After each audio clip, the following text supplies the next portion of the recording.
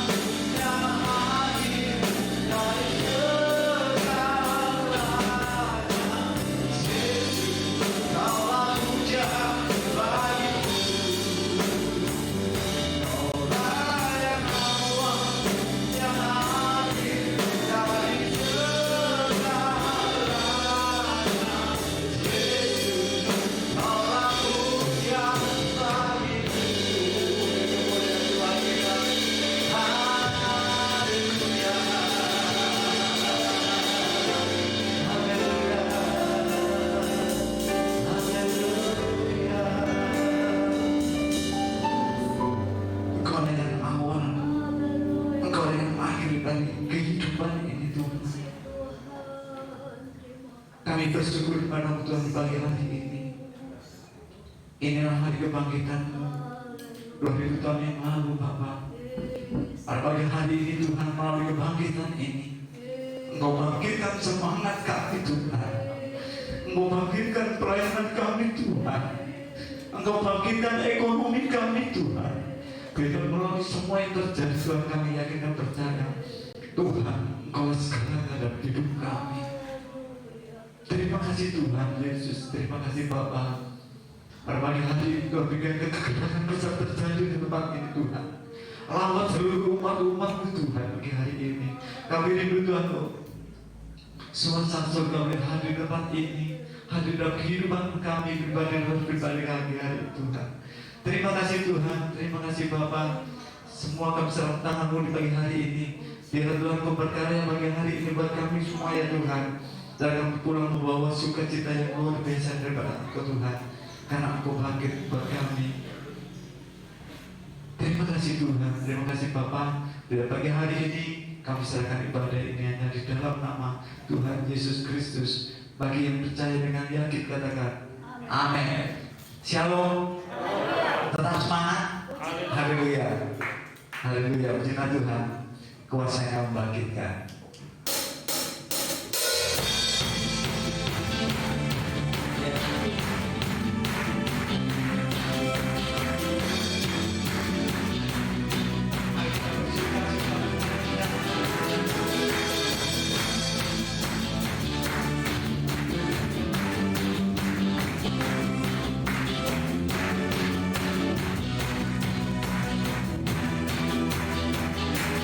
Kuasa yang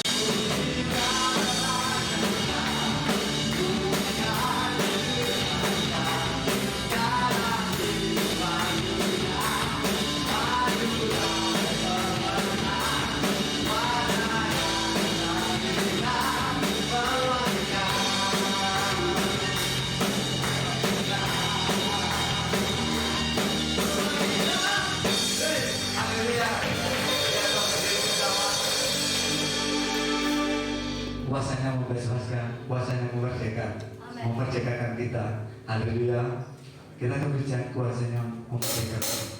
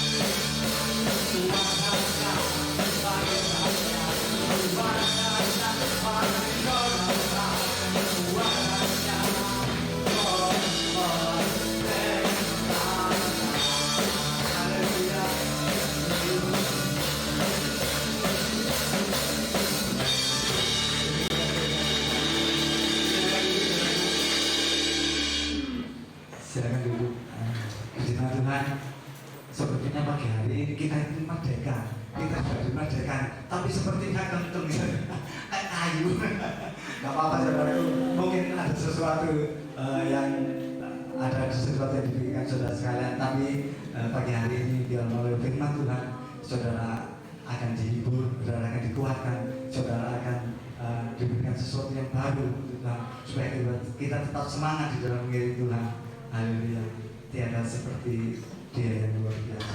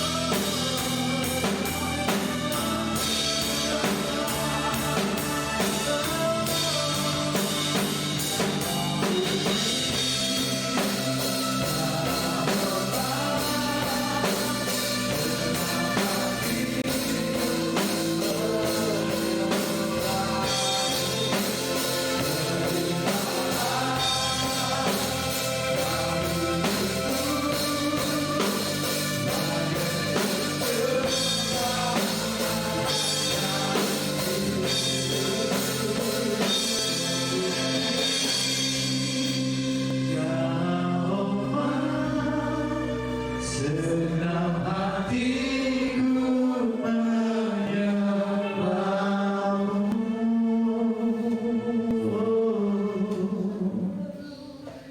Waktu selanjutnya saya serahkan kepada Allah yang akan meluruskan firman Tuhan.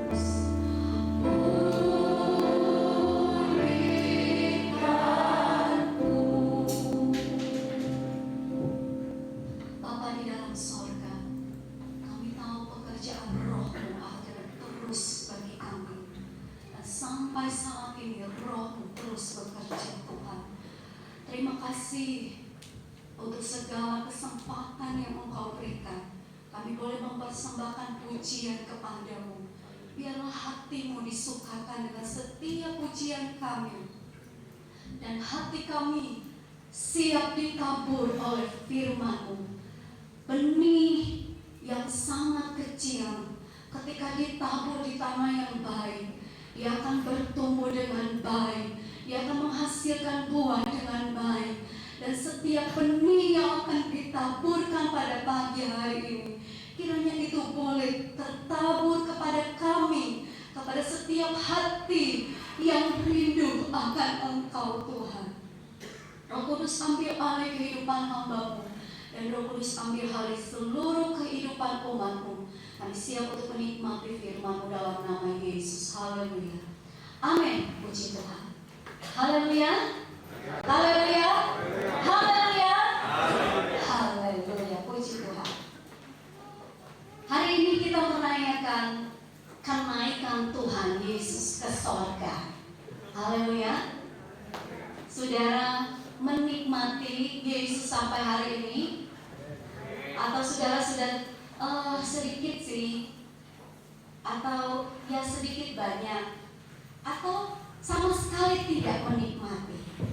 Saudara yang saya kasih dalam Tuhan Yesus Kristus, saya masih mau melanjutkan firman Tuhan pada 2 minggu yang lalu tentang kekayaan orang percaya. Tetapi tidak akan keluar dari di mana orang Kristen, umat Tuhan merayakan akan kenaikan Tuhan Yesus ke surga. Orang hanya berlomba-lomba datang pada peristiwa Yesus lahir dengan pesta yang besar disambut oleh seluruh manusia, khususnya orang yang menjadi pengikut Tuhan. Tapi kalau sudah bicara tentang Paskah, bicara tentang kenaikan Tuhan, kalau bisa ya sudah di rumah saja, ya liburan. Tapi saudaraku yang mau saya kasih dalam Tuhan Yesus Kristus, saya ingin membawa kita kepada satu pengertian akan pekerjaan Tuhan, ya, peristiwa kematian, peristiwa kebangkitan, dan peristiwa kenaikan Tuhan Yesus adalah 3 peristiwa penting dalam hidup Yesus selama dia ada di muka bumi ini. Ya, kita tidak bisa melepaskan 3 peristiwa penting: Yesus mati, Yesus dan Yesus naik ke sorga. Kalau saudara kita saudara-saudara kita merayakan perayaan mereka, hari ini kita juga merayakan perayaan kita, yaitu perayaan Yesus naik ke sorga. Kematian Yesus adalah mengampuni segala dosa saya dan saudara. Kebangkitannya itu untuk membenarkan diri kita. Dan kenaikan Yesus ke sorga adalah untuk mendamaikan kita dengan Allah. Saudara, ketika kita mengulang mundur Yesus berkata, aku akan pergi. Dia berkata kepada murid-muridnya, aku akan kembali ke Bapa, ke rumah Bapa, untuk menyediakan tempat bagimu.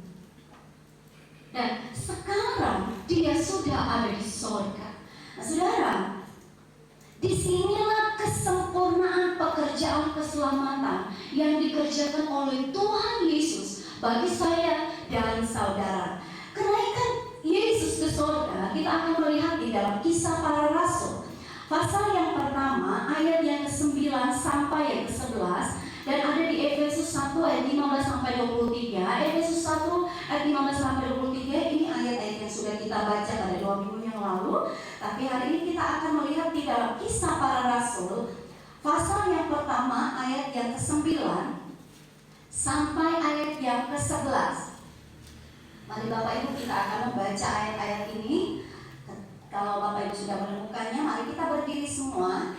Harusnya kita akan membaca dari ayat yang pertama sampai ayat yang ke-11. Tapi saya akan mengajak kita membaca di ayat-ayat yang di ayat 9 sampai ayat yang ke-11.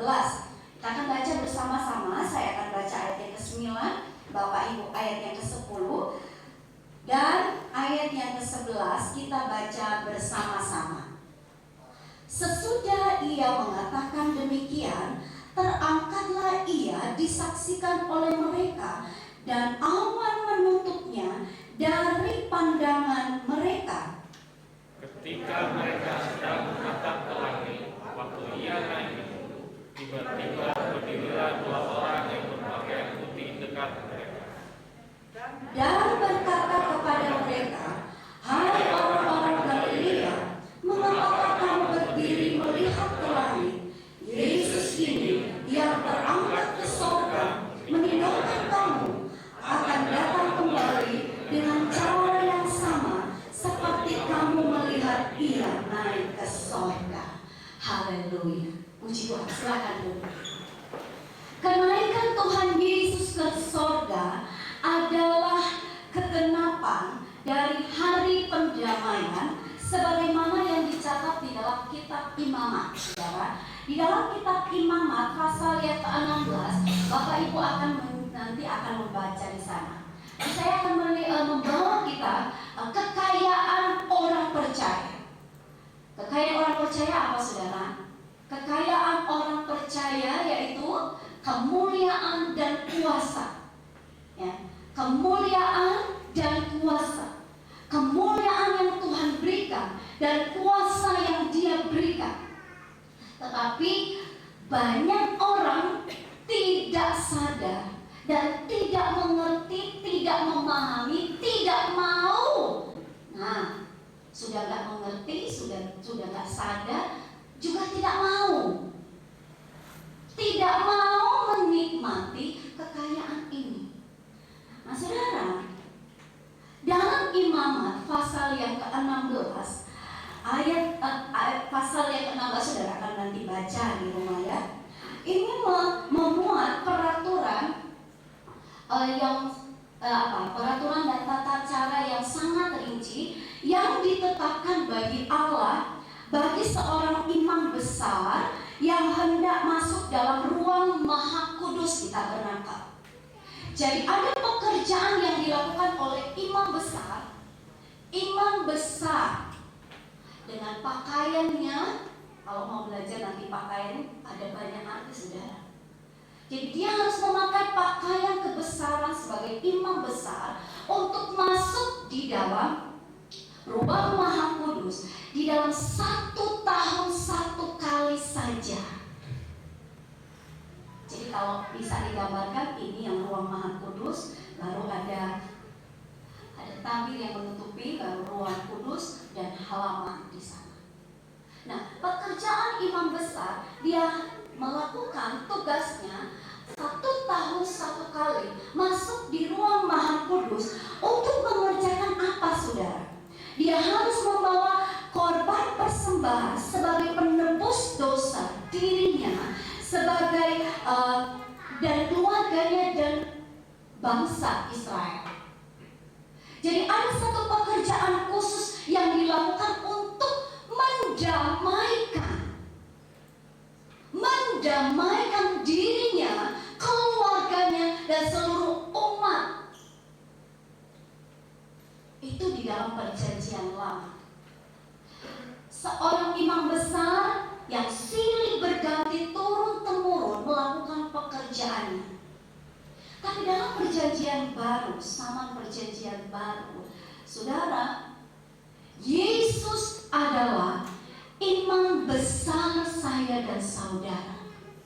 Di dalam Ibrani pasal yang ke-9, ayat yang ke-11 sampai 14, saya coba baca ayat-ayat ini saja. Ibrani pasal yang ke-9, ayat 11 sampai 14.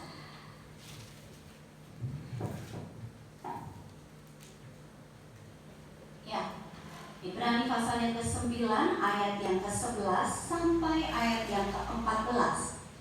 Tetapi Kristus telah datang sebagai imam besar untuk hal-hal yang baik yang akan datang.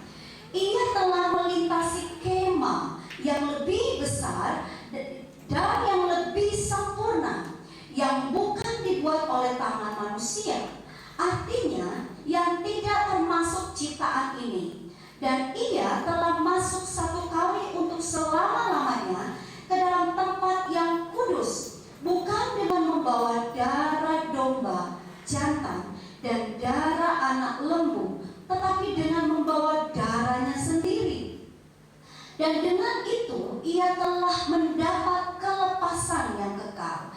Sebab jika darah domba jantan dan darah lembu jantan dan percikan abu lembu muda menguduskan mereka yang najis, sehingga mereka disucikan secara lahiriah, betapa lebihnya darah Kristus yang oleh Roh yang kekal telah mempersembahkan dirinya sendiri kepada Allah sebagai persembahan yang tak bercacat, akan menyucikan hati nurani kita dari perbuatan-perbuatan yang sia-sia, supaya kita dapat beribadah kepada Allah yang hidup. Nah, saudara, kalau kita membaca ayat-ayat yang ada di Ibrani pasal yang ke-9, ayat yang ke-11 sampai 14, maka kita akan menemukan pekerjaan imam besar, yaitu imam besar Yesus Kristus. Dialah imam besar saya dan saudara. Dalam perjanjian lama, begitu rumitnya pekerjaan imam besar untuk dapat menguduskan, untuk dapat mendamaikan bangsa Israel, pengikut-pengikut Tuhan. Tetapi dalam pekerjaan Yesus dikatakan bahwa Yesus adalah imam besar kita. Yesus adalah korban yang tidak bercacat. Yesus bukan membawa darah binatang untuk mendamaikan kita dengan sorga, tetapi dia membawa dirinya, darahnya sendiri dicurahkan untuk apa? Untuk supaya kita menjadi satu dengan sorga. Lalu Yesus pekerjaannya bukan melakukan berkali-kali, tetapi 1 kali untuk selama-lamanya. Dan puncak keselamatan kita adalah saat Yesus naik ke sorga. Hari ini kita ada di tempat ini bukan karena ketetapan yang sudah diberikan oleh pemerintah hari kenaikan, tapi berbahagialah kita yang diberikan kesempatan untuk datang di rumah Tuhan, untuk menikmati kenaikan Yesus ke sorga. Peristiwa kenaikan Yesus di sorga untuk mendamaikan kita dengan Allah Bapa. Maka siapakah yang akan menggugat saya dan saudara? Siapakah yang akan datang untuk menggugat kita? Saudara, Roma 8 ayat 33 sampai 34. Siapakah yang akan menggugat orang-orang pilihan Allah? Allah yang membenarkan mereka. Siapakah yang akan menghukum mereka? Kristus Yesus yang telah mati, bahkan lebih lagi yang telah bangkit, yang juga duduk di sebelah kanan Allah, yang malah menjadi pembela kita. Jadi saudara, siapa yang akan menggugat saya dan saudara? Yesus sudah mendamaikan kita. Dia naik ke surga. Pekerjaannya untuk memberikan kita kesempatan untuk ada di sana. Siapa yang bisa menggugat kita? Oh, ini gak bisa. Oh, ini yang gak bisa. Tidak ada. Sebelum waktu di mana Yesus masuk naik ke surga, Yesus berulang-ulang kali, kalau kita membaca Kisah Para Rasul pasal yang pertama, pasal yang pertama, di ayat yang pertama sampai yang ayat yang keempat, dikatakan bahwa dia berulang-ulang kali menampakkan diri. Ketika dia bangkit, dia belum langsung naik ke surga, tapi dia menampakkan diri kepada murid-muridnya untuk mengingatkan mereka supaya mereka terus ada di dalam perjalanan mereka mengikut Tuhan. Berulang-ulang kali menyampaikan kebenaran. Dan dikatakan di dalam pasal yang pertama, ayat yang ke-3, ayat yang kedua, pasal yang pertama, yang Kisah Para Rasul, sampai pada hari dia terangkat, sebelum itu ia telah memberi perintah, bukan himbauan, saudara, tapi perintah oleh Roh Kudus kepada rasul-rasul yang dipilihnya. Kepada mereka ia menunjukkan dirinya setelah penderitaannya selesai, dan dengan banyak tanda ia membuktikan bahwa ia hidup. Sebab selama 40 hari ia berulang-ulang kali mendamaikan diri dan berbicara kepada mereka tentang kerajaan Allah. Saudara, lalu apa yang dikatakan? Di ayat-ayat selanjutnya saudara akan temukan Yesus memberikan perintah supaya murid-muridnya, orang-orang yang ada di sana, tinggal di Yerusalem. Untuk apa? Untuk mereka menikmati kekayaan surga. Tinggal di Yerusalem. Karena ada sesuatu yang Tuhan akan kerjakan di sana. Yerusalem berbicara tentang rumah Tuhan. Yerusalem berbicara tentang persekutuan kita dengan Tuhan. Jangan tinggalkan persekutuan. Jangan tinggalkan Yerusalem. Sebab kalau engkau meninggalkan persekutuan, maka engkau tidak akan menikmati janjinya.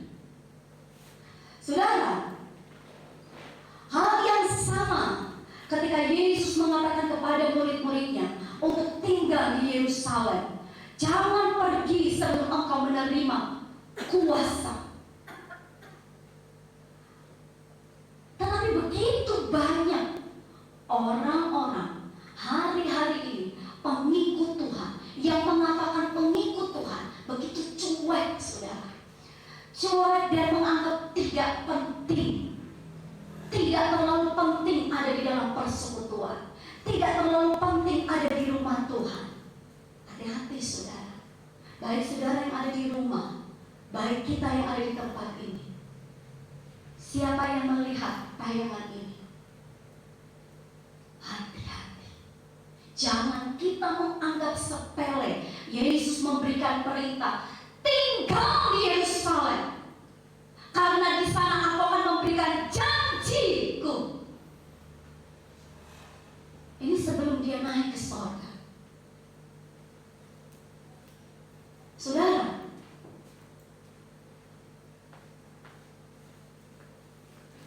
yang kita baca tadi, dia naik ke surga, disaksikan oleh banyak orang. Tetapi ayat-ayat yang terakhir dikatakan, ada dua malaikat mendekati mereka dan berkata, kenapa kamu melihat dia? Dia akan datang kembali. Ini satu peristiwa yang dinanti-nantikan, saudara. Peristiwa kedatangan Tuhan itu akan terjadi. Jadi jangan kita pikir, ya kapan ya? Sudahlah. Ini orang-orang pengikut-pengikut Tuhan yang menganggap remeh. Tetapi firman Tuhan sudah menuliskan kepada kita bahwa Dia akan datang. Saudara yang saya kasih dalam Tuhan Yesus Kristus, tetapi berbeda waktu Dia datang pertama kali sebagai seorang baik yang memberikan sukacita bagi semua bangsa. Tetapi kedatangan Tuhan Yesus kedua kali, lalu katakan, ibarat lagu yang pertama, bumi sangkakala berbunyi, tanda panggilan orang kudus. Saudara, pada waktu bunyi sangkakala berbunyi, di firman Tuhan di kitab Wahyu mengatakan, ada sangkakala Allah terdengar, sangkakala terakhir akan berbunyi panjang. Tetapi ada peristiwa-peristiwa yang akan terjadi pada sangkakala terakhir berbunyi. Tetapi untuk sampai pada peristiwa Yesus datang, di mana sangkakala Allah terdengar, orang-orang kudus akan mencari sesuatu yang besar. Ada kebangkitan orang mati, orang percaya, saudara.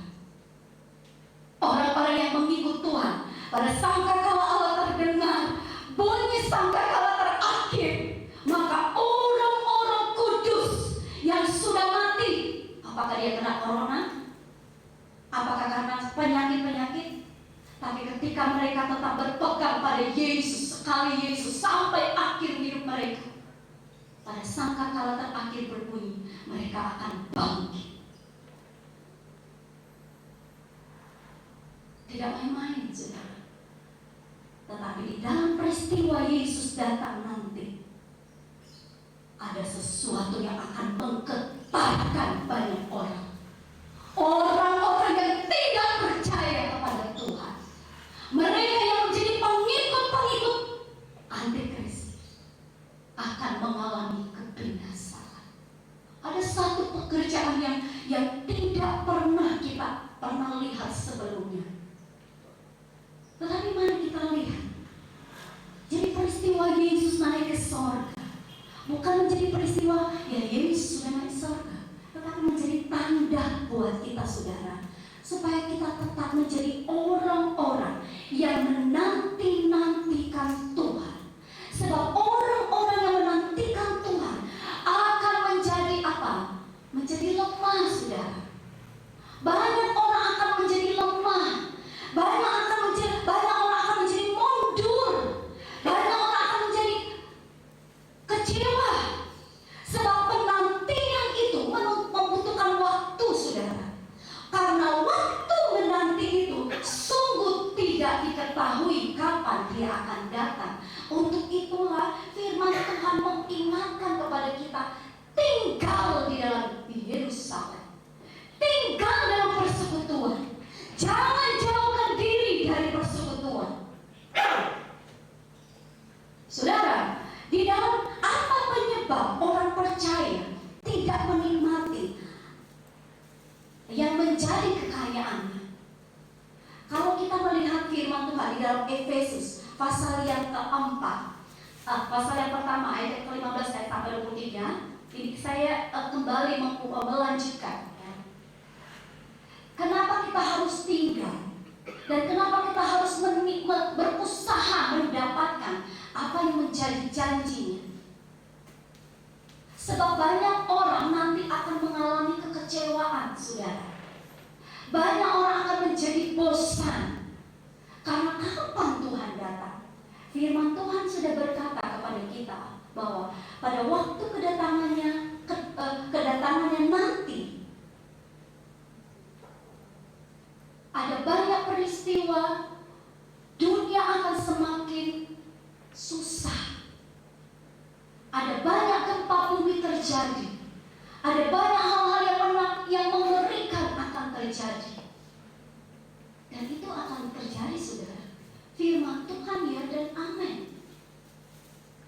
Dan di masa-masa ini, kalau kita tidak ada di dalam Tuhan, maka kita akan menjadi orang-orang yang ya tadi mundur, kecewa, dan murtad.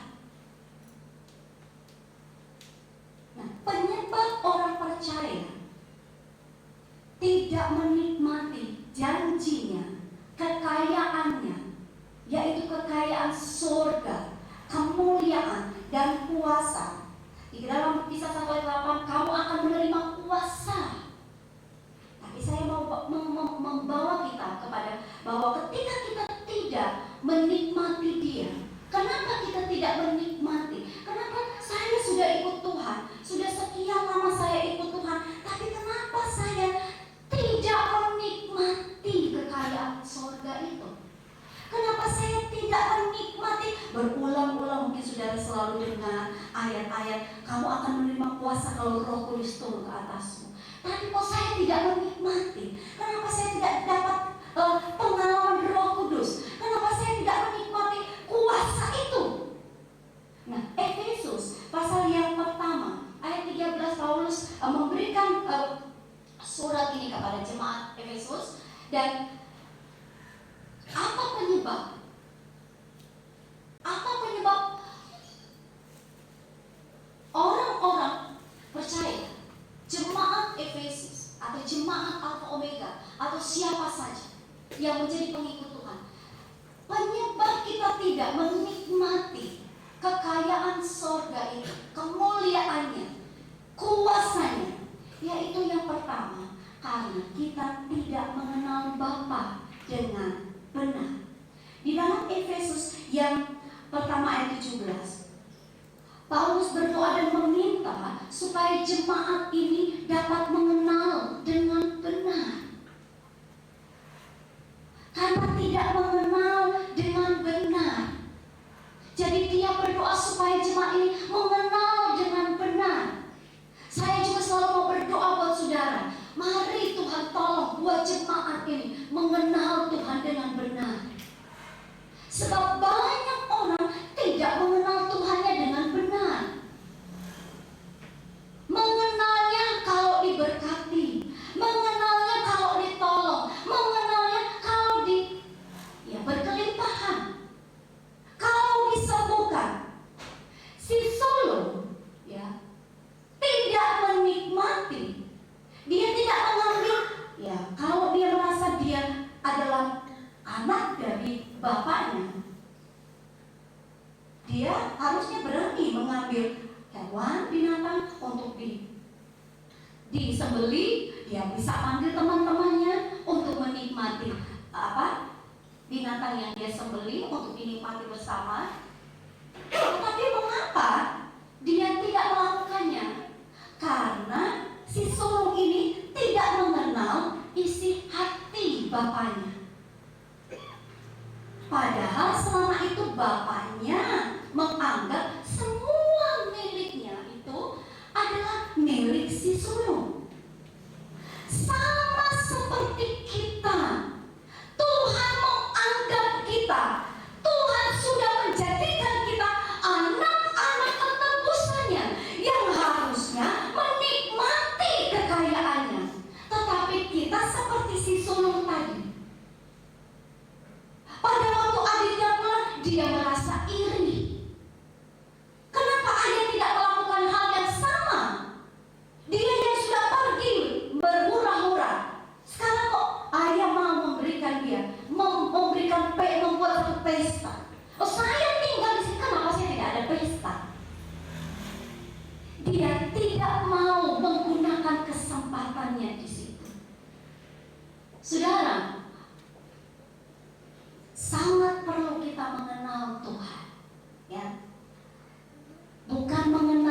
dia hanya tahu dan tahu, tapi kenali Tuhan dengan benar dan utuh. Sebab jika kita tidak mengenal Tuhan dengan benar, jika kita tidak mengenal Tuhan kita dengan utuh, maka kita tidak akan mengerti segala apa yang Dia izinkan terjadi di dalam hidup kita. Bagaimana kita mengenal Dia? Bagaimana kita bisa kenal Yesus? Kamu akan menerima kuasa jika Roh Kudus turun ke atasmu. Ada satu pribadi yang akan mengajar kita, yang akan memberitahukan kepada kita siapakah Yesus. Dia adalah Roh Kudus, Roh Allah. Yesus sudah tidak ada bersama dengan kita dalam wujudnya. Dia ada di dalam surga, tetapi Roh Kudus yang menjadi penolong bagi kita untuk terus belajar mengenal dan mengenal akan pribadinya. Yang kedua, penyebab orang percaya tidak menikmati kemuliaan Allah, tidak menikmati janjinya, yaitu dalam ayat yang ke-18, supaya mata rohani mereka menjadi terang, mata hati mereka menjadi terang. Ternyata apa yang menjadi penyebab orang tidak menikmati? Karena ada katarak rohani. Saya waktu di operasi mata, dua mata saya, saudara, baru saya enggak gitu ya, maksudnya langsung ingat akan firman Tuhan. Waktu di operasi satu mata dulu, baru satu mata, jadi nggak langsung dua. Jadi tangan dokter mulai, saudara mungkin yang katarak dulu, orang-orang tua diangkatnya selaputnya. Nah, waktu saya ada di kamar operasi untuk mengoperasi mata saya, untuk membersihkan karena minus saya terlalu tinggi dan ternyata ada yang mulai menutupi, jadi kayak selaput putih gitu ya. Jadi saya kan dalam keadaan sadar, saudara. Jadi saya melihat dokter itu, dia dengan jepitan besi itu, dia mengambil tipis sekali, saudara, tipis. Tapi waktu dia mau ngangkat, jadi ada seperti selaput yang menutupi mata saya. Dan waktu itu diangkat, saya seperti, terang sekali ya. Bagaimana orang yang matanya benar-benar bersih ya? Kok saya baru mengalami mata saya yang bersih seperti ini. Nah, itu pengalaman yang saya alami di kamar operasi. Setelah itu kan tidak ditutup gitu ya, saudara. Jadi biasa saja. Jadi pas masuk ke ruang istirahat, posisi tetap harus menunggu. Saya lihat pelan-pelan, lihat pelan, kok terang ya? Lama-lama kok makin terang ya? Kok terang ya? Jadi saya berasa bahwa sama dengan kita. Kalau ada yang menutupi mata rohani kita, maka semua yang kita lihat itu seperti samar-samar, ya kan? Samar-samar. Ada banyak orang yang buta rohani hari-hari ini. Apa yang membutakan? Yaitu apa? Kemegahan dunia. Orang-orang berbondong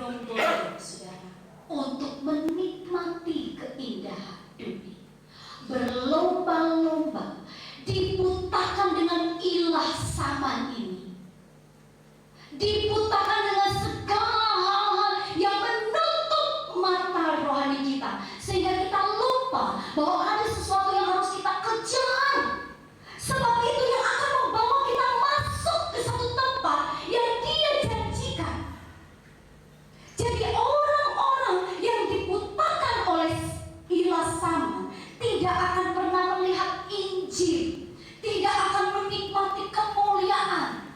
Ya, di dalam 2 Korintus 4 ayat 3 sampai 4. Saudara boleh baca di sana. Saudara, lalu bagaimana dengan kita?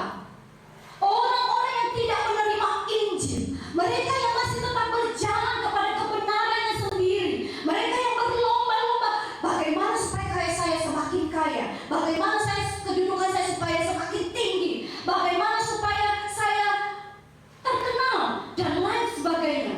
Berlomba untuk mencapai puncak-puncak di mana tidak akan membawa kehidupannya sampai kepada kekekalan.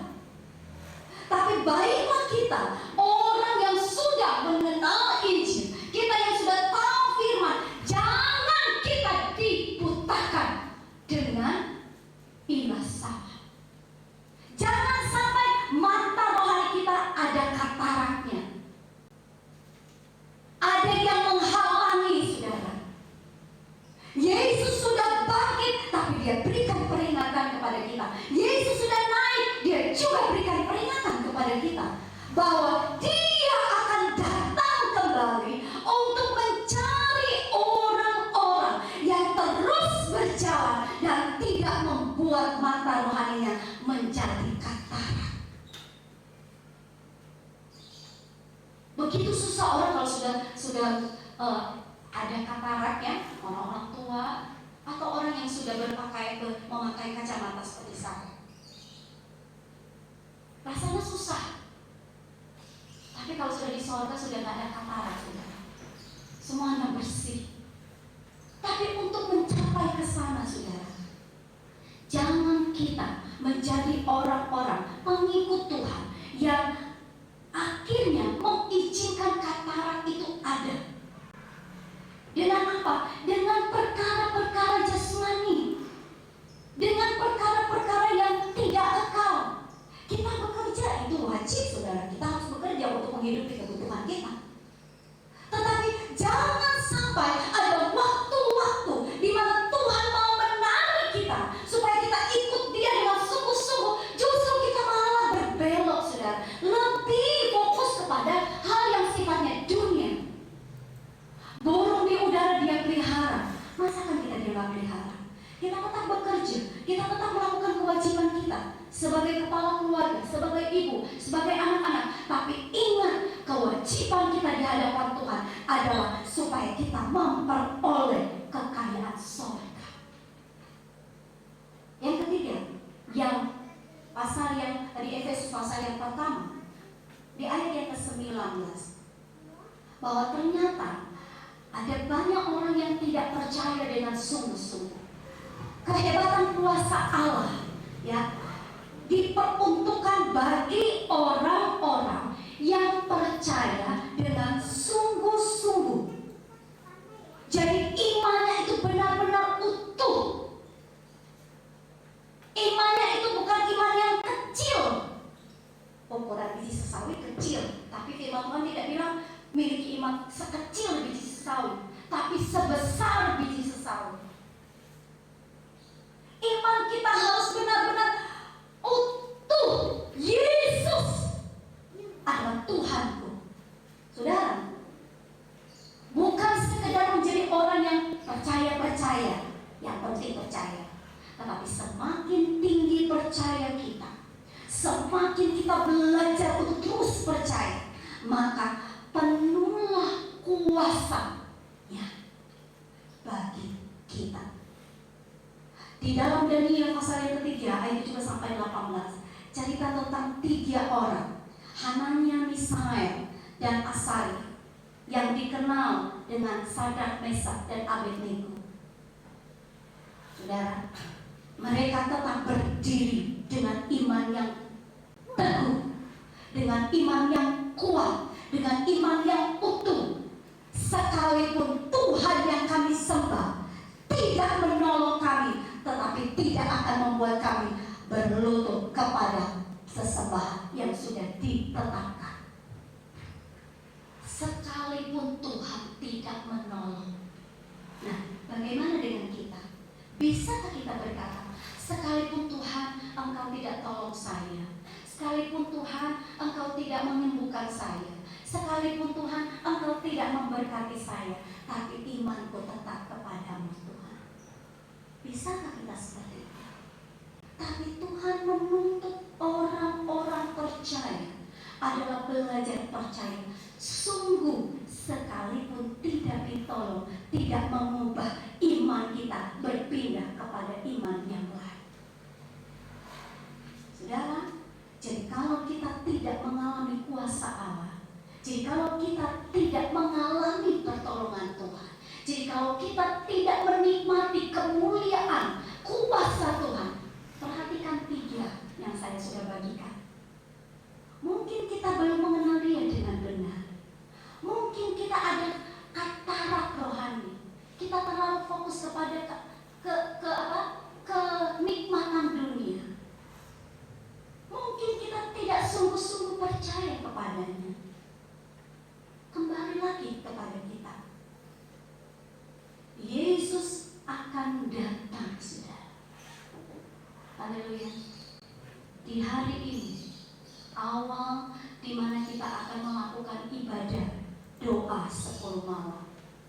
Firman Tuhan berkata, tunggu, tinggal di Yerusalem sampai aku mencurahkan rohku. Karena dengan kekuatan Roh Kudus kita akan melakukan hal-hal yang besar, hal-hal yang luar biasa. Kita berpikir luar biasanya apa? Luar biasa ketika kita sudah melakukannya. Bekerja bersama. Jangan lewatkan setiap kesempatan di mana saudara ada di rumah masing-masing. Di hari ke-50 setelah doa 10 malam, hari ke-50, hari Pantekosta, hari ketuangan Roh Kudus. Wow, ada pesta lagi di sana. Kita akan lagi bertemu dengan pesta pekerjaan Roh Kudus. Yesus akan segera datang kembali. Apakah kita sudah siap? Sudahkah kita siap untuk mendengar bunyi sangkakala terakhir? Banyak orang akan bersembunyi, saudara. Banyak orang akan merasa takut. Kalau bisa Tuhan gunung ini menimpa saya. Tapi masalahnya sudah tidak ada Tuhan bekerja di sana. Dalam arti tidak ada kuasa Roh Kudus lagi di masa-masa aniaya besar yang akan terjadi di depan kita. Tetapi orang yang menantikan Tuhan, orang yang terus berpegang kepada Tuhan, dia tidak akan mengalami masa aniaya. Ada pemisahan terjadi, saudara. Hari-hari ini dari sejak Adam Allah memisahkan sampai Dia datang, ada pemisahan. Firman Tuhan datang untuk melakukan pemisahan. Pemisahan kepada siapa? Mana orang yang percaya yang sungguh dan orang yang tidak percaya yang sungguh kepada Tuhan. Mau di mana kita pada waktu sangkakala Allah terdengar? Tuhan tolong kita semua. Semakin kita belajar, mari kenali Tuhan dengan benar. Mari berusaha minta Roh Kudus. Karena Roh Kudus itulah yang akan memampukan kita menghadapi kesukaran-kesukaran yang akan terjadi di depan kita. Kalau mendengar berita, saudara, saya kalau dapat pesan WA, aduh ini begini, mendingan saya nggak baca, saudara. Kalau saya udah baca, pikir lagi, gimana ya? Itu pasti akan terjadi, saudara. Karena firman Tuhan berkata bahwa semakin dekat kedatangannya, semakin sulit dunia ini, saudara. Ada yang akan menghimpit orang percaya, tapi orang yang percaya kepada Tuhan, dia akan berdiri dengan teguh. Sekali Yesus tetap Yesus. Firman itu yang menjadi kekuatan kita. Roh Kudus yang akan memampukan kita. Di saat kita lemah, Dia datang kuatkan kita. Di saat kita mulai susah, Dia datang berikan penghiburan. Di saat kita mengalami sesuatu yang butuh, Dia mau bukakan jalan buat kita. Asalkan kita mau dan mau menikmati Roh Kudus. Adakah saudara yang belum penuh dengan Roh Kudus? Periksa hidup kita. Jangan sampai kita tidak mengalami pengalaman Roh Kudus. kita ada di masa akhir zaman. Kita ada di masa penantian kedatangan Tuhan. Jangan sampai akhirnya ketika masa aniaya datang, orang yang tidak memenuhi, orang yang tidak punya Roh Kudus, dia akan tinggal. Tetapi orang yang punya firman, orang yang punya Roh Kudus, dia akan dipisahkan, dia akan disingkirkan. Biarlah pengalaman ini, saudara, akan membawa kita semakin serius kepada Tuhan. Yesus sudah naik ke sorga, disaksikan oleh orang-orang, dan Yesus akan datang segera. Bukan hanya orang percaya akan menyaksikan, tapi seluruh dunia akan melihat Dia.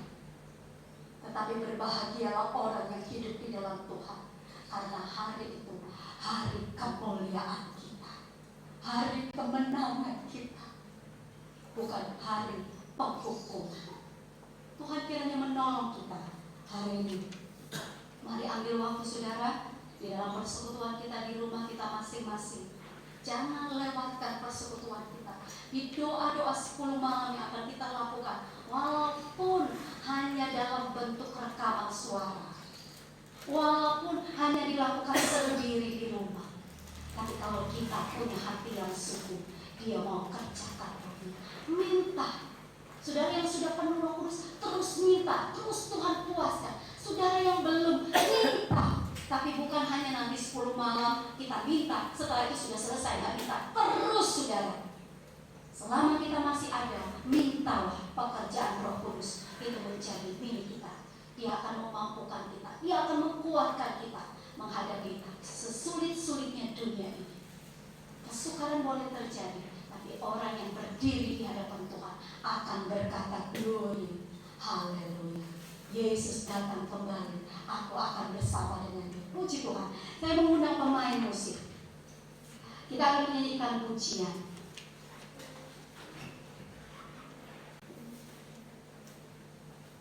Tak lama lagi Tuhan datanglah.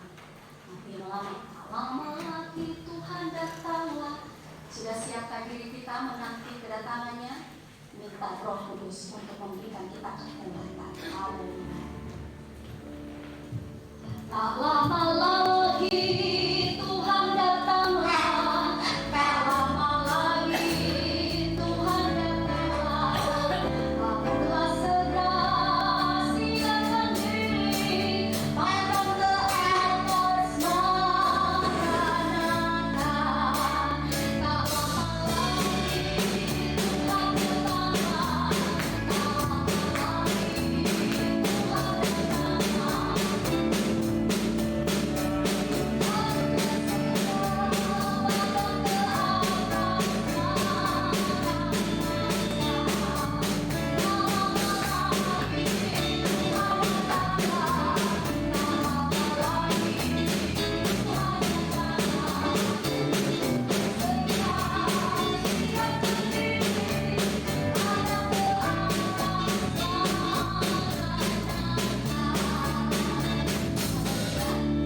Siapkan diri kita.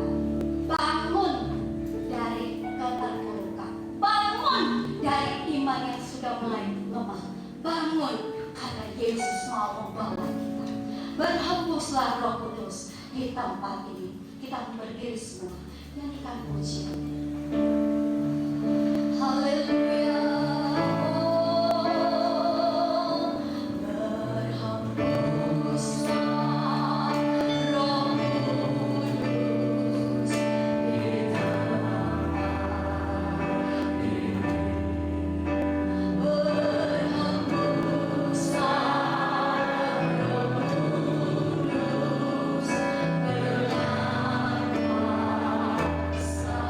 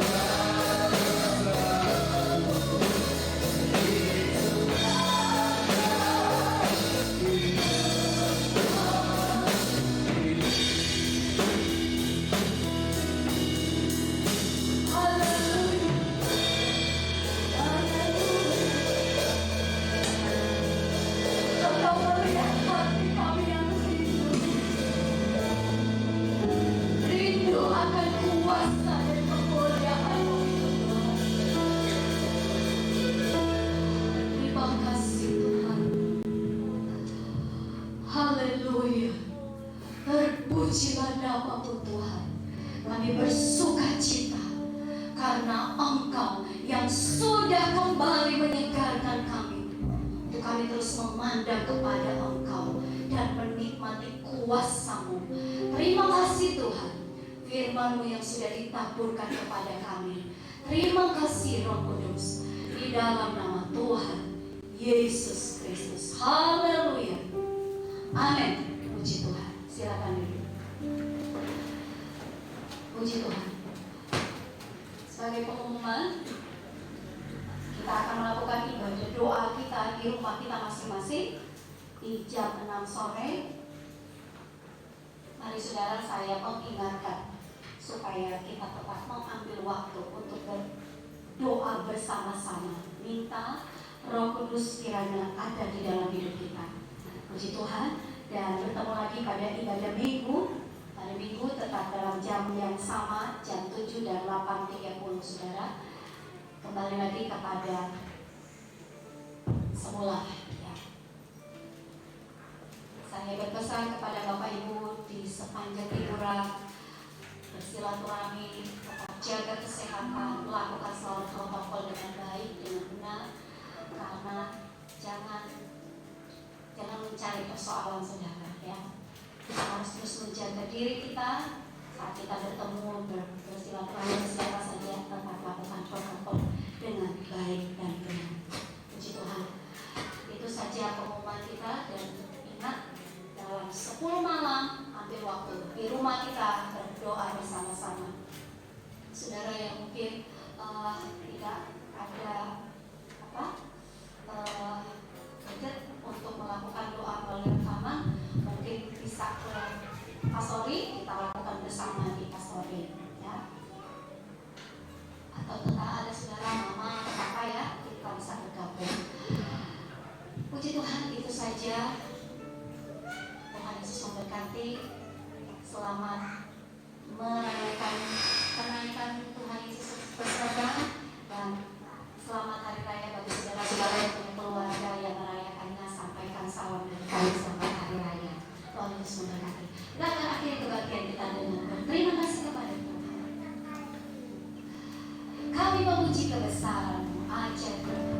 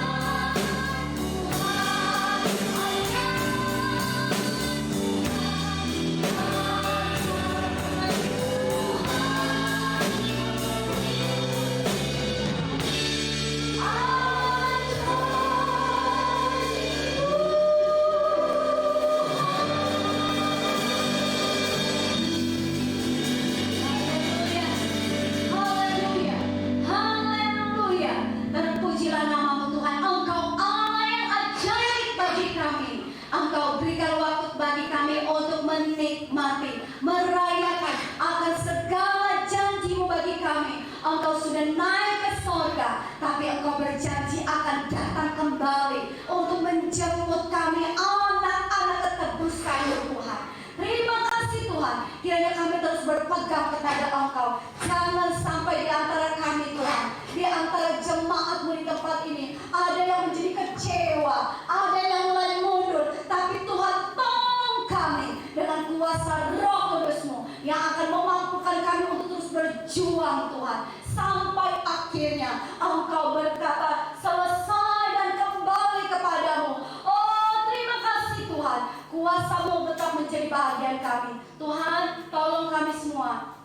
akan melakukan ibadah doa 10 malam yang akan kami lakukan di rumah kami masing-masing. Tuhan, di sanalah, di rumah kami, Tuhan, kami meminta Roh bekerja. Kami meminta kuasa-Mu ada bagi kami. Setiap pribadi-pribadi yang akan mengambil bagian dalam doa 10 malam, Tuhan, jangan lewatkan umat-Mu, tapi penuhi mereka dengan kuasa Roh Kudus-Mu, Tuhan. Sebab itulah yang menjadi kekuatan kami menghadapi hari-hari yang sulit ini. Terima kasih Tuhan, sertai umat-Mu ketika pulang. Jaga dan lindungi, jauhkan dari segala bentuk hal yang tidak kami inginkan.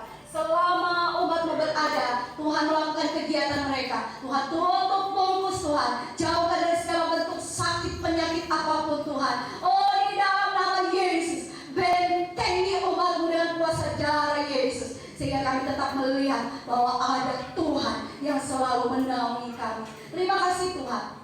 Anak-anak kecil, pemuda dan remaja, orang tua, sampai kepada lanjut usia, kiranya Tuhan Yesus yang akan selalu memelihara mereka, Tuhan, dimanapun berada. Apapun pekerjaan usaha mereka diberkati Tuhan. Pendidikan anak-anak mereka diberkati Tuhan. Terima kasih Tuhan, terima kasih. Terpujilah nama-Mu ketika umat-Mu pulang nanti Tuhan. Engkau memberkati setiap tangan-tangan yang akan memberi untuk persembahan, kecil ataupun besar. Kiranya berkat Allah melimpah bagi umat-Mu. Terima kasih Tuhan. Semua pelayan-pelayan yang sudah mengambil bagian dalam pekerjaan Tuhan di hari ini, di pagi ini, Tuhan yang melihat kesetiaan mereka, Tuhan yang akan memberkati mereka, menambahkan lagi setiap talenta yang sudah Tuhan percayakan untuk hormat kemuliaan bagi nama Tuhan. Terima kasih dan terima kasih. Kami akan pulang dengan membawa berkat dari Tuhan. Haleluya.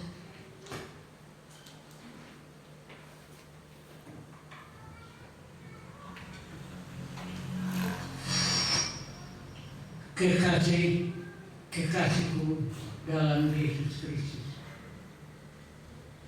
pulanglah ke rumahmu masing-masing dengan membawa berkat-berkat dari Allah Bapa, Allah Anak, Allah Roh Kudus, yaitu Tuhan Yesus Kristus. Haleluya.